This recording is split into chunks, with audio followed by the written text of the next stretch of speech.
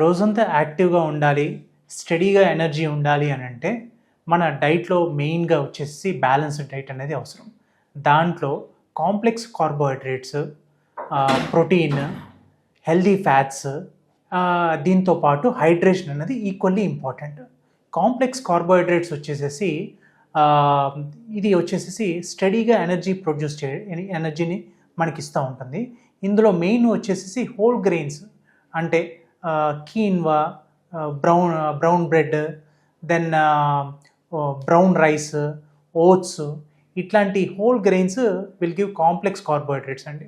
Protein వచ్చేసేసి మెయిన్గా muscle కోసమను and సెటేటీ ఒకటి, అంటే ఆకలి లేకుండా తొందరగా కొంచెం ఫుడ్ తీసుకోగానే ఆకలి అన్నది తగ్గిపోయి హంగర్ స్పెల్స్ రాకుండా ఉండడానికి సెటేటీ కోసమని ప్రోటీన్ అన్నది తీసుకోవచ్చు. దాంట్లో మెయిన్గా వచ్చేసి నట్స్ కానీ, ఎగ్స్ కానీ, మీట్ కానీ, which is high protein meat కానీ, లీన్ మాస్ ఉన్నది, ఫిష్ కానీ, ఇలాంటివి తీసుకోవచ్చండి. అండ్ హెల్తీ ఫ్యాట్స్ వచ్చేసి లాంగ్ లాస్టింగ్ ఫ్యూయల్ కోసమని సీడ్స్, ఆలివ్ ఆయిల్, అవకాడోస్ ఇలాంటివి తీసుకోవచ్చు. అండ్ ఫైబర్ రిచ్ అంటే green leafy vegetables, colourful vegetables, different fruits, సీజనల్గా. So we can take all these things అండి. Along with all this diet, physical activity అన్నది equally important. మనది కనుక sedentary lifestyle అన్నట్టయితే hourly once we need to get up from the seat, move around, do the stretches and all.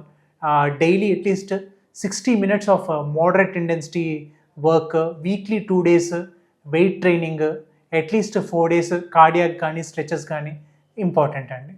దీంతో పాటు mindful eating అంటే మనం TV చూడటం కానీ ఇలాంటివి చేయకుండా, సో మైండ్ఫుల్గా ఏం తింటున్నాము, ఏం తింటే ఏది వస్తుంది, రిపీటెడ్ హంగర్ స్పెల్స్ అవి రాకుండా, హంగర్ ఫ్యాటిక్ అనేది రాకుండా మనం టైం ప్రకారంగా ఫుడ్ చేయటము, అండ్ వీటితో పాటు ప్రాపర్ స్లీప్ హైజీన్ అంటే ఒక 7 to 8 hours స్లీప్ అన్నది అండ్ ప్రాపర్ అది క్వాలిటీ స్లీప్, ఇవన్నీ కనుక